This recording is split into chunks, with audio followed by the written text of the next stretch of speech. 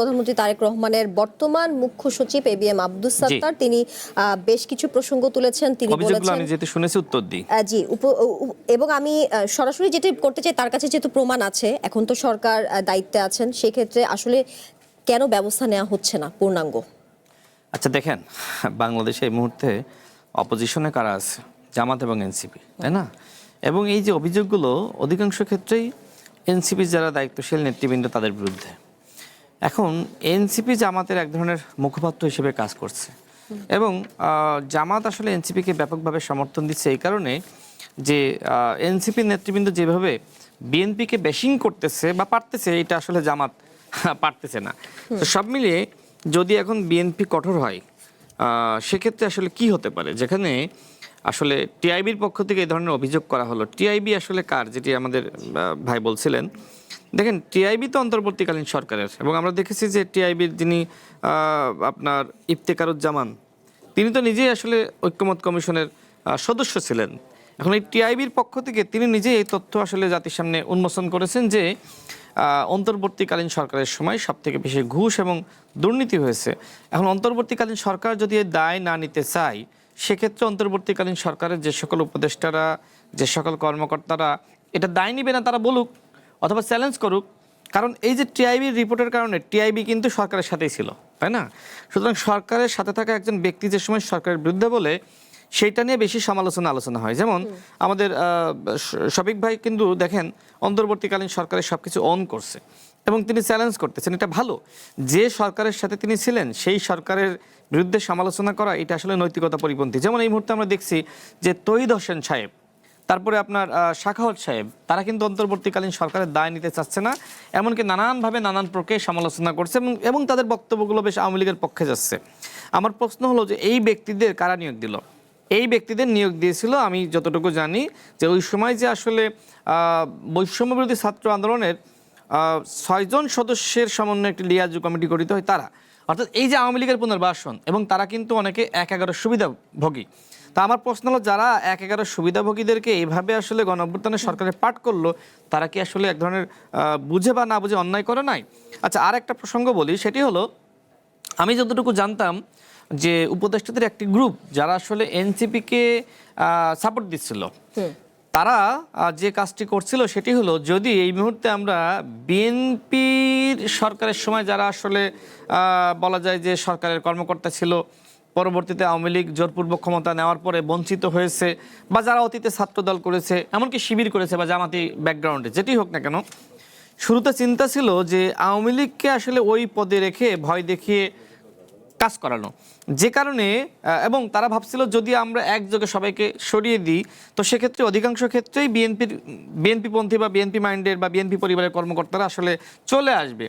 এই কারণে অন্তর্বর্তীকালীন সরকার যে কাজটি করেছে, যে আওয়ামী লীগের কর্মকর্তাদেরকে বা আওয়ামী সুবিধাভোগী কর্মকর্তাদেরকে পদে বহাল রেখে এক ধরনের ভয় দেখিয়ে কাজ করতে চেয়েছে।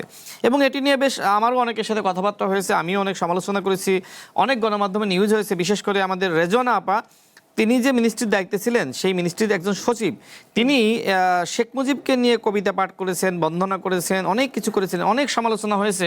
কিন্তু আসলে সেই সমালোচনার প্রেক্ষিতেও তিনি তাকে বাদ দেননি। এক, দ্বিতীয়ত হলে এই যে নসরুল হামিদ বিপুদের সম্পদ পাহারা দেওয়া, এটি নিয়ে কিন্তু আমাদের রেজওয়ানা আপার মানে তার হাজব্যান্ডের বিরুদ্ধে অনেক অভিযোগ এসেছে, সেটা নিয়েও তিনি আসলে কোনো উত্তর দেননি। এছাড়া আপনার গণস্বাস্থ্য কেন্দ্রের যে ট্রাস্টি বোর্ড, সেটি দখল নিয়েও নানান ধরনের অভিযোগ কিন্তু তার বিরুদ্ধে এসেছিল।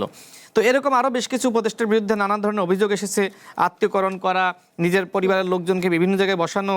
হ্যাঁ, তো আমি সবগুলো নাম আসলে বলতে চাই না, অন্তর্বর্তীকালীন সরকারের সময় অনেকের নাম আমি বলেছি।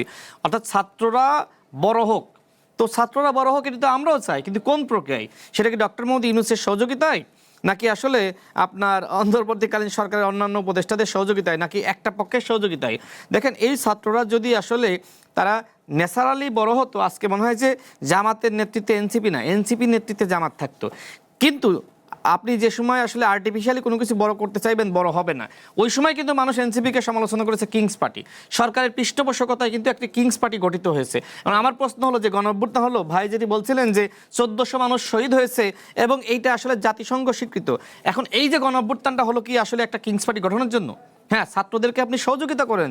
আপনি যেভাবে যেটা ভাই বললেন যে মাহফুজ আলমকে ওয়ান অফ দ্য মাস্টারমাইন্ড হিসেবে পরিচয় করে দিয়েছে, হ্যাঁ এটি নিয়ে বিতর্ক আছে, সমালোচনা আছে, কিন্তু এইটার কারণে কিন্তু মানুষ খুব বেশি সমালোচনা সরকারের করে না। যদিও আসলে ওয়ান অফ দ্য মাস্টারমাইন্ড বলে নাই, ডক্টর মোহাম্মদ ইউনূস স্যার তাকে আসলে ওয়ানলি মাস্টার মাইন্ডই বলেছিলেন। এখন হ্যাঁ, মাহফুজ আলমের অনেক ভূমিকা আছে, কিন্তু প্রশ্ন হলো 9 দফার ঘোষক তো আব্দুল কাদের। এখন আব্দুল কাদের যদি মাহফুজ আলমকে নিয়ে নেতিবাচক মন্তব্য করে গণঅভ্যুত্থানকে কেন্দ্র করে, যে তিনি আসলে আমরা যে সময় আসলে 1 দফার ঘোষণা দিব তিনি আসলে চাচ্ছিলেন না, নানানভাবে তিনি ক্যাম্পাসে আন্দোলন ফিরিয়ে আনতে চাচ্ছিলেন, তখন তো আসলে তাকে মাস্টার মাইন্ড বলা যায় না। অর্থাৎ আমার কাছে মনে হয় যে গণঅভ্যুত্থানের প্রকৃত ইতিহাস, কিভাবে মানুষ রক্ত দিয়েছে, কারা ভূমিকা রেখেছে, যেমন গণ অধিকার পরিষদকে, আমি ওই সময় গণ অধিকার পরিষদের সাধারণ সম্পাদক ছিলাম, ভাই নিজেই বললেন যে এই ছাত্রদেরকে আমরা ট্রেনিং দিয়েছি, আমরা তাদেরকে মেজ ভাড়া দিয়েছি, তাদেরকে আমরা অনেকটা রাজনীতি শিখিয়েছি। পরবর্তীতে আমাদের এই তরুণ বন্ধুরা তারা এই 24 সালে নেতৃত্ব দিয়ে, যে আন্দোলন 18 সালে নেতৃত্ব দিতে গিয়ে আমি নিজেও 15 দিন রিমান্ডে ছিলাম, নির্যাতনের শিকার হয়েছি। তো আমরা তো আসলে বলা যায় রাজনৈতিক যে সমন্বয়টা সেটা বিএনপি করেছে এবং বিএনপির সাথে থেকে আমরা কাজ করেছিলাম। দেখেন তারা কি আসলে কখনো এটি স্বীকার করেছে? অর্থাৎ এক মিনিটে শেষ করি।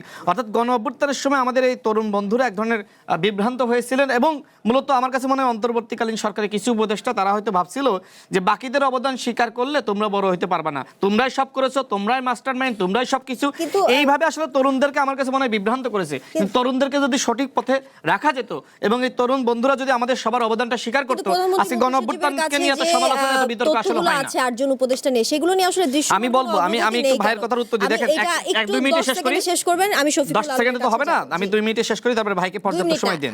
আচ্ছা শুনেন, ভাই যেটি বলেন পিস এবং স্টেবিলিটি, হ্যাঁ অন্তর্বর্তীকালীন সরকার যে সময় দায়িত্ব নিয়েছিল ওই সময় রাষ্ট্র ব্যবস্থা অত্যন্ত নাজুক ছিল এবং ডক্টর মোহাম্মদ ইউনূসের মতন ব্যক্তিকে আসলে দায়িত্ব দেওয়া দরকার ছিল। কিন্তু ওই যে রতন ভাই যেটি বললেন যে প্রত্যাশা নিয়ে আসলে মানুষ তার উপর দায়িত্ব দিয়েছিল, সেই প্রত্যাশা তিনি কেন পূরণ করতে পারলেন না?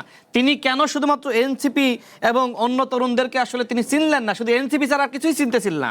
এবং আমি যে কথাগুলো বলতেছি, আমি চ্যালেঞ্জ করে বলতেছি, আমি তো ওই সময় বলেছি, আমি তো ওই এখন যে সমালোচনাগুলো করতেছি ওই সময় করেছি। নির্বাচন নিয়ে অন্তর্বর্তীকালীন সরকারের একটা অংশ ষড়যন্ত্র ছিল। মোহাম্মদ ইউনূস যে বলেছিলেন ছাত্ররাই আমাকে নিয়োগ দিয়েছে, না এইটাই তো বলতেছি, ছাত্ররা আমাকে নিয়োগ দিয়েছে, ছাত্রদের দল গ্রহণ করা উচিত। আপনি যে প্রধানমন্ত্রীর কথা বললেন, আমি সম্ভবত আমার যতটুকু মনে আছে যে আমাদের প্রেস সচিব শফিক ভাই তিনি যেটি করেছিলেন যে নাহিদ ইসলাম পদত্যাগ করার পরে তার পাশে বসার পর তিনি বলেছিলেন যে নাহিদ ইসলাম একসময় হয়তো প্রধানমন্ত্রী হবেন। হ্যাঁ, এই স্বপ্ন বা এই প্রত্যাশা তিনি করতেই পারেন, এটি নিয়ে আমি কোনো দোষ ধরছি না। যে তবে আমার প্রশ্ন হলো যে নাহিদ ইসলাম উপদেষ্টা থাকাকালীন সময়ে কিভাবে এনসিপি গঠন করলো? মন্ত্রীপাড়ায় তিনি বসে বসে এনসিপি গঠন করেছেন, তো এইটা তো হইতে পারে না। এবং এই যে সরকারের টাকায়, সরকারের সুবিধায় তিনি একটা দল গঠন করলেন, এইটা কি গণ অভ্যুত্থানের চেতনা ছিল?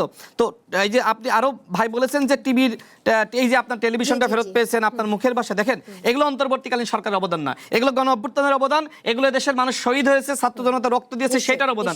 বরং গণ অভ্যুত্থানের সব থেকে সুবিধাভোগী অন্তর্বর্তীকালীন সরকারের কয়েকজন উপদেষ্টা হয়েছিলেন যাদের গণ অভ্যুত্থানের ন্যূনতম ভূমিকা ছিল না। জি, তারপরেও আসলে দৃশ্যমান অগ্রগতি নিয়ে আমি আসলে না, আরো তো সময় থাকলে তো অনেক কথা বলা যায়। এই যে অ্যাটর্নি জেনারেল, তারপরে পাবলিক প্রসিকিউটর, এগুলো নিয়ে তো অনেক কথা বলা যায়।